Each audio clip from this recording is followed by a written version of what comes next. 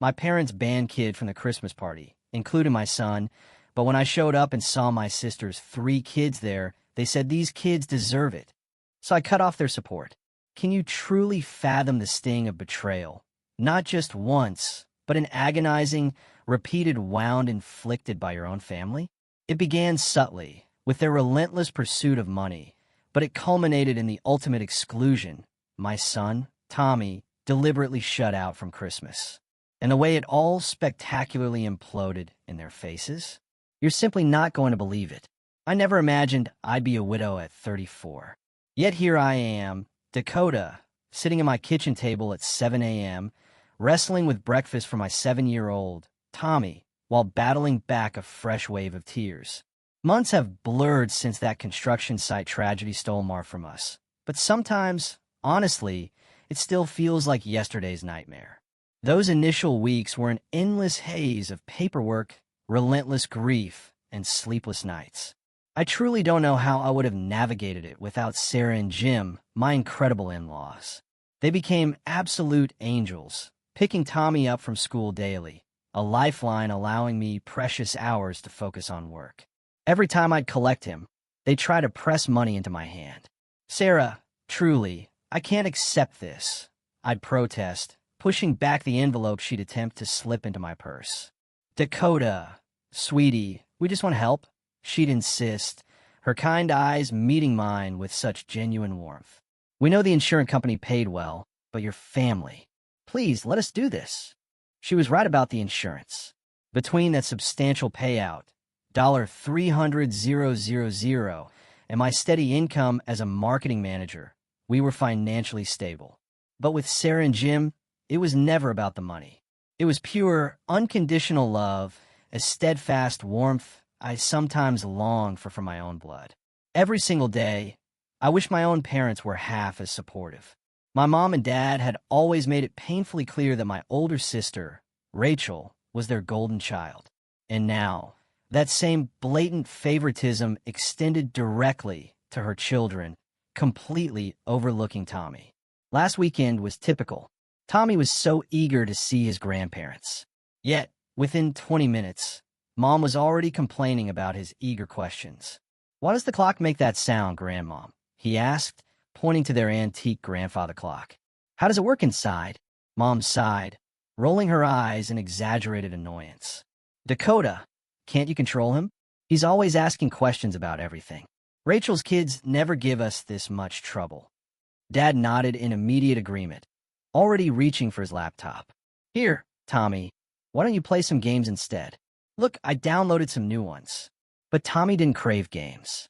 He yearned to talk, to learn, to genuinely connect. Meanwhile, Rachel's 3 children sat quietly in the corner, utterly absorbed in their phones, barely acknowledging anyone's presence. And my parents? They presented this as the epitome of ideal behavior.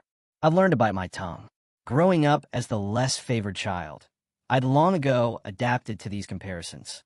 Now, I simply shake my head and remain silent when they praise Rachel's parenting while subtly criticizing mine. At least, I rationalized they did occasionally help, watching Tommy during my late meetings or picking him up if both Sarah and Jim were tied up. It was supposed to be just another Tuesday dinner at my parents' house. The warning signs were all there the moment I stepped inside. Mom had prepared my favorite lasagna, a rare treat she typically reserved for when she desired something. Dad was unusually chatty, inquiring about my work, about Tommy, about absolutely everything. They were meticulously building up to something. I just couldn't fathom what. "So, Dakota," Mom began, her voice carefully modulated as she meticulously cut her lasagna into perfect squares. "We've been meaning to ask you something. How much was Mark's life insurance payout?" The question struck me like a physical blow, a sudden, brutal slap across the face. I nearly choked on my water, completely blindsided by such a blunt inquiry into something so profoundly personal. Perhaps it was the sheer shock, or perhaps I was simply weary of keeping secrets from them. But I answered honestly. "About $300,000, I said quietly, my voice barely a whisper. The fork in Mom's hand clattered against her plate with a startling ring. Dad's head snapped up so quickly I feared he might injure himself. They stared at me, their eyes wide and glittering, as if I'd just announced a lottery win. "Well," Mom declared, setting down her fork with deliberate precision, "what are you planning to do with all that money?" I could feel the suffocating weight of their expectations pressing down on me. "I've invested it," I explained, striving to keep my voice steady. "It's for Tommy's future, his college education. Maybe help him buy an apartment when he's older. Mark and I always talked about, but that's years away." Dad interrupted, waving his hand dismissively. "You should be thinking about the present, Dakota. About yourself and your family."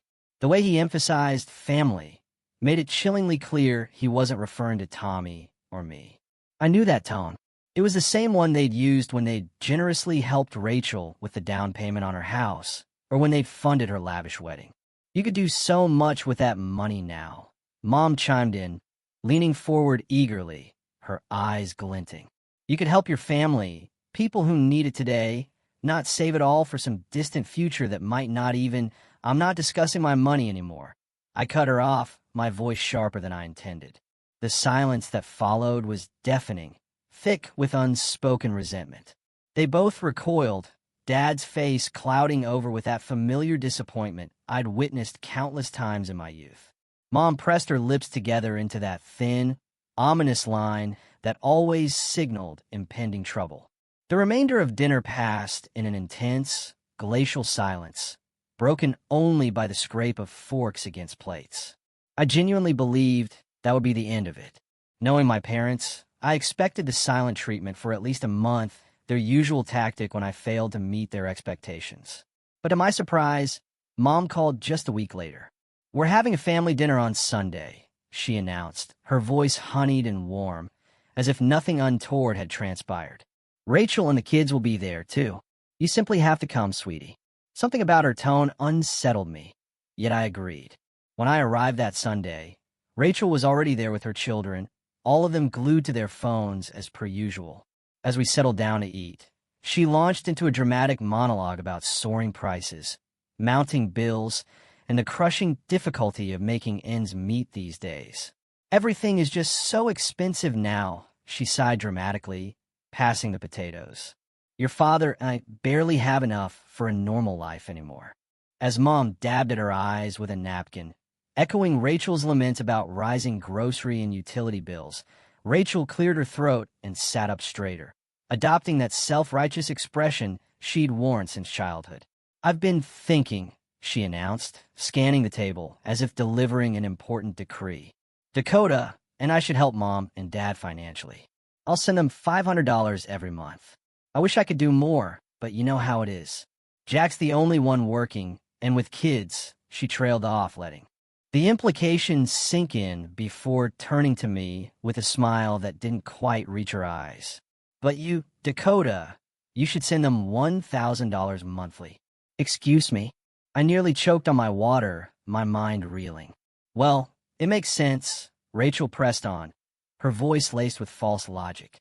"You earn really well at your job, and you only have one child to support.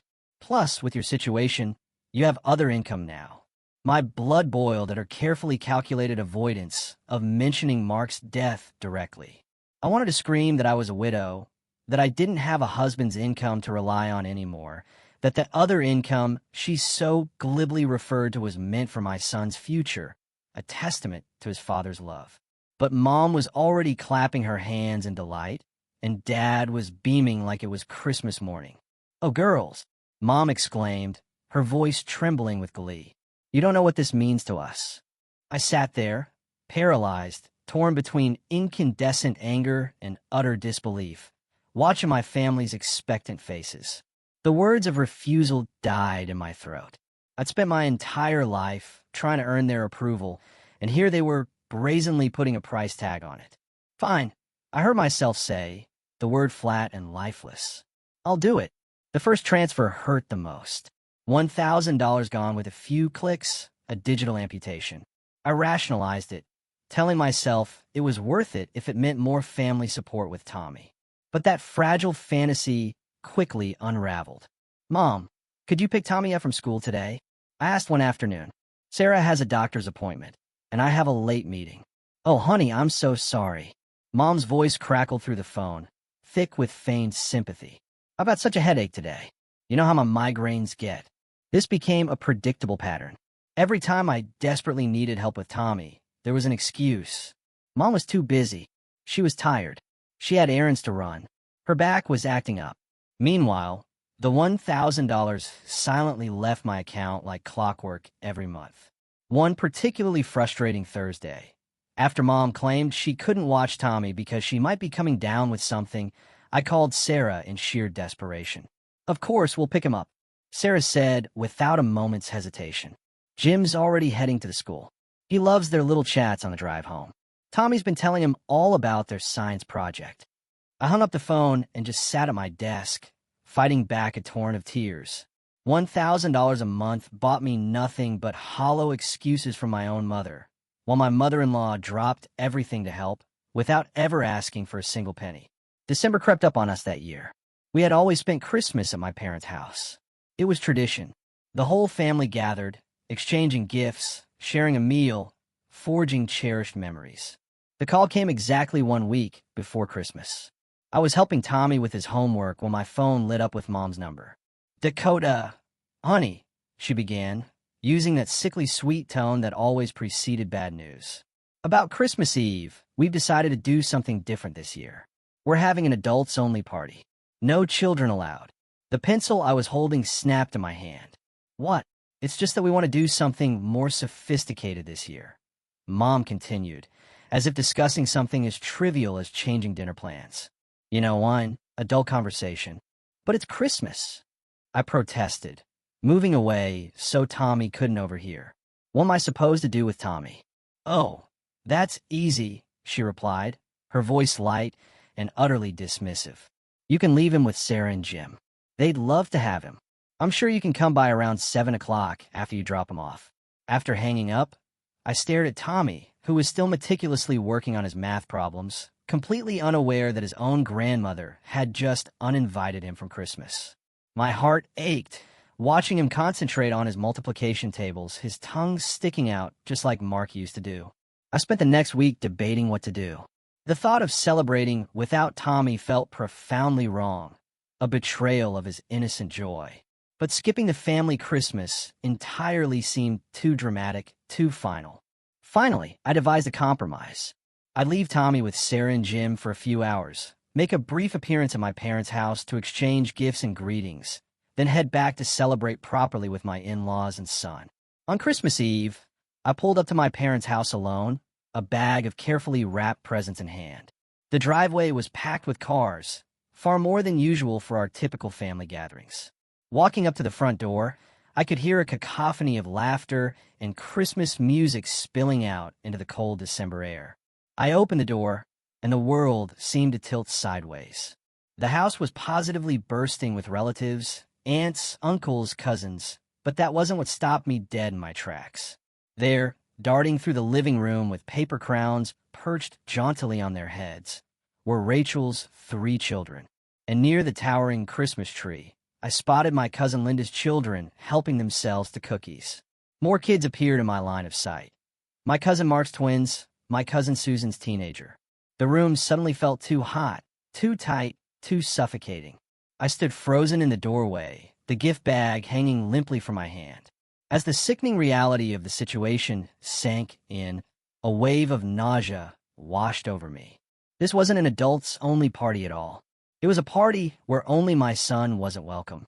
I remained rooted in the doorway, my mind struggling to process the bewildering scene before me. My Aunt Marie was the first to spot me. "Dakota, sweetheart." She rushed over to hug me, then pulled back, looking around expectantly. "Where's little Tommy? Don't tell me he's sick on Christmas Eve." Before I could form a coherent answer, my cousin Peter chimed in, his voice jovial. "Yeah, where's our favorite little scientist? Jake's been wanting to show him his new chemistry set." More relatives gathered around, all asking the same agonizing question. Where was Tommy? Why had I come alone? Each inquiry felt like a knife twisting brutally in my gut. I couldn't form words, couldn't explain what I couldn't even fully comprehend myself. Through the crowd, I spotted my mother in the kitchen, calmly arranging cookies on a Christmas-themed platter, as if everything was perfectly normal. As if she hadn't just callously excluded her own only grandson from a cherished family celebration.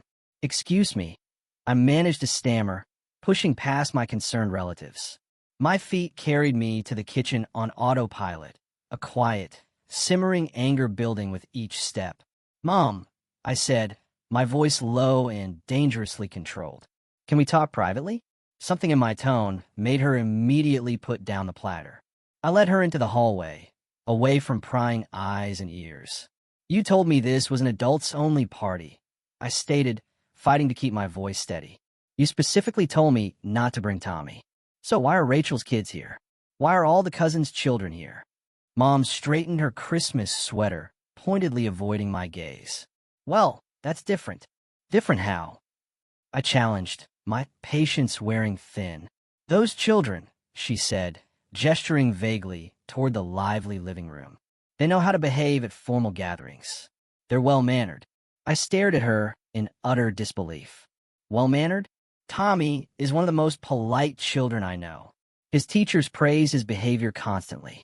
Sarah and Jim always say, 'Oh, Sarah and Jim.'" Mom interrupted, rolling her eyes with a dismissive wave. "They spoil him, encourage all those endless questions. The other children, they deserve to be here more. They know their place." As if on cue, a sudden commotion erupted from the dining room. Rachel's youngest son, Kevin, had apparently grabbed a handful of deviled eggs and was now enthusiastically pelting them at his sister. The eggs sailed across the room, splattering against Emily's pristine, new Christmas dress as she shrieked in outrage. I turned back to my mother, one eyebrow raised pointedly. Yes, I can clearly see their superior manners on display. Mom's face hardened. That's just children being children. But when Tommy asks questions about how things work, that's unacceptable behavior. "Don't be so dramatic, Dakota. He's fine with Sarah and Jim." "I'm leaving," I announced, turning decisively toward the door. "I'm going back to my son." Mom shrugged, examining her manicure with an air of detached indifference. "Fine, leave if you want to make a scene, but put your gifts under the tree first. We're opening them after dinner." Something deep inside me snapped, irrevocably. As I stood there, watching my mother's utterly dismissive shrug, a profound clarity washed over me. Before I could second-guess myself, I walked directly into the center of the living room. I cleared my throat loudly, the sharp sound cutting through the holiday music and boisterous chatter like a knife. Heads turned. Conversations died mid-sentence. Suddenly, all eyes in the crowded room were on me. "Several of you have asked why I came alone tonight." I began, my voice surprisingly steady and stronger than I expected. "Why Tommy isn't here celebrating Christmas with his family." Rachel started to move toward me, her expression one of dawning alarm, but I held up my hand, a silent command for her to stop. "Let me finish. I'm here alone because a week ago, Mom called and told me this was an adults-only party. I was specifically told not to bring Tommy." "What?" Aunt Marie's voice sliced through the silence, filled with genuine confusion. "But all the children are here. We didn't know anything about a ban on children." Uncle Steve added, looking completely bewildered. Mom stepped forward, her face flushed crimson with a mixture of embarrassment and fury. "Dakota, this isn't the time." "Oh, I think this is exactly the time," I continued, my voice rising slightly, infused with a righteous indignation I hadn't known I possessed. "Because, you see, there wasn't really a ban on children. There was a ban on one child. My son, who apparently isn't good enough for this family's Christmas celebration." The room erupted in a cacophony of murmurs. I saw shocked faces, disapproving looks directed pointedly at my parents, and confused children watching the adult drama unfold with wide eyes. But that's not even the best part. I laughed, a raw, humorless sound that chilled the air. "While my son isn't good enough to attend Christmas, I'm apparently good enough to send my parents $1,000 every month. And Rachel here sends $500. Rachel's husband, Jack's head snapped up. "Wait, what? What $500? The color drained from Rachel's face as Jack turned to her, his voice low and dangerous. "You're sending your parents money every month? From where? Our account barely covers the bills as it is." Rachel's composure utterly cracked. Her face flushed in even deeper scarlet as she looked desperately between our parents and her now furious husband. "I never actually sent any money," she stammered, her voice thin and reedy. "Mom and Dad asked me to say I was sending $500 so Dakota would agree to help them financially. They said if she thought I was contributing too." The silence that followed was more deafening than any noise, thick with the weight of revelation. I watched comprehension dawn, slowly, agonizingly, on my relatives' faces as they pieced together the deceit. How my parents and sister had manipulated me, not just for financial gain, but into a scheme that simultaneously excluded my child from family events. "You're telling me," Aunt Caroline's voice rang out, sharp and clear, cutting through the stunned quiet, "that you scammed your own daughter out of thousands of dollars? You're nothing but scammers, using your own daughter like an ATM while treating her kid like dirt. That's low, even for you too." The room erupted again, this time in a torrent of overlapping voices, some expressing disgust, others loudly demanding explanations. Rachel was frantically trying to explain herself to an increasingly enraged Jack, while my parents stood frozen, their carefully constructed facade crumbling dramatically around them. I raised my hand, a silent gesture that miraculously silenced the arguments around me. "I have something else to say." The room fell quiet once more, all eyes returning to me. Mom and Dad stood frozen by the Christmas tree, their faces ashen and utterly defeated. Rachel was still attempting to placate Jack, but even they stopped to listen. "From this moment on," I said, my voice steady, clear, and imbued with an unwavering resolve, "I will no longer be sending you any money, and I won't be maintaining any relationship with you or Rachel. I'm done." Without waiting for a single response, I turned and walked out, leaving the bag of gifts unceremoniously by the door. The sound of the door closing behind me felt utterly final, like the definitive end of chapter one should have closed long, long ago. Sitting in my car, I pulled out my phone and opened my banking app. With a few quick taps, I canceled the monthly transfer to my mother's account. It felt like cutting off a heavy chain I'd been dragging behind me for months. The drive to Sarah and Jim's house seemed to take both forever and no time at all, a journey from suffocating toxicity to loving sanctuary. When I pulled into their driveway, I could see Tommy through the window, his bright face beaming as he helped Sarah decorate Christmas cookies. The sight of him, happy and utterly loved, brought a fresh wave of tears to my eyes. But these were tears of profound relief and gratitude. We spent the rest of Christmas Eve with Sarah and Jim, decorating cookies, singing carols, and watching Tommy's eyes light up as he helped Jim arrange the nativity scene. This, I realized with a profound certainty, was what family truly should feel like. The next morning, while Tommy was still asleep, surrounded by the presents Santa had brought, my phone rang. It was Aunt Caroline. "You might want to hear how things ended last night," she said without preamble, her voice low and grave. "After you left, it was like a dam broke. Uncle Mike stood up and said he couldn't stay in the house another minute. Then Aunt Marie and Uncle Steve followed. Pretty soon, everyone was gathering their coats and kids. I listened as she vividly described how the relatives had left en masse, not even bothering to say goodbye to my parents. Some had apparently made very loud comments about manipulative behavior and family shame as they walked out. "And Jack?" I asked quietly, my heart thumping. "Oh, honey, he was livid," Aunt Caroline confirmed. "Packed up the kids right there and then, and told Rachel he needed time to think about their marriage. Said he was taking the children to his parents' house for Christmas." Aunt Caroline took a deep breath. "I want you to know, Dakota, we're all on your side. What they did to you and Tommy, it's unforgivable." After hanging up, I sat on my bed, slowly processing everything. My phone started buzzing with notifications, text messages from Mom, Dad, and Rachel. They all said variations of the same thing. "We're sorry. We were wrong. Please talk to us. We can explain." I read each message once, then archived them without responding. The week between Christmas and New Year's passed in a peaceful blur. Tommy and I spent quiet evenings with Sarah and Jim, playing board games, watching holiday movies, and enjoying the simple, profound pleasure of being with people who truly loved us both unconditionally. Then, on New Year's Eve morning, the doorbell rang. Through the peephole, I saw Mom and Dad standing on my porch, clutching a large, elaborately wrapped package. My heart thumped against my ribs as I debated whether to open the door. "Dakota, we know you're home," Mom called out, her voice muffled through the door. "Please, we just want to talk." After a moment's hesitation, I opened the door, but stayed firmly in the doorway, blocking their entrance. They looked smaller somehow, less intimidating than they had a week ago. "We brought this for Tommy," Dad said, holding out the package. Through the wrapping paper, I could discern the logo of an expensive electronics store. "He doesn't need it," I replied, making no move to take the gift. "Please, Dakota." Mom stepped forward, her voice pleading. "We know we were wrong. The way we treated Tommy, the manipulation with the money. We're truly sorry. And we want you to know," Dad added quickly, almost desperately, "that this isn't about the money you were sending us.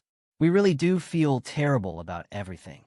I studied their faces, searching intently for any flicker of true sincerity.